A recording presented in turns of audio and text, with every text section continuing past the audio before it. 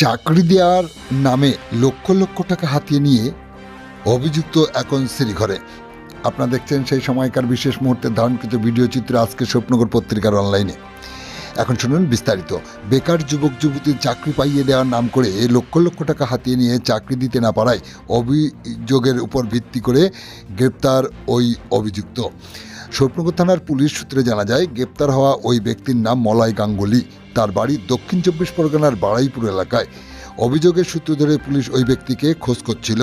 দক্ষিণেশ্বর এলাকা থেকে পুলিশ তাকে গ্রেপ্তার করে আজ বসিরহাট মহকুমা আদালতে পাঠায়। সাথে সাথে তেঁতুলিয়া শ্মশান এলাকা থেকে সন্দেহজনকভাবে ঘোরাঘুরি করতে হওয়ার সময় উজ্জ্বল সরকার নামে এক ব্যক্তিকে গ্রেপ্তার করে স্বপ্নগর থানার পুলিশ।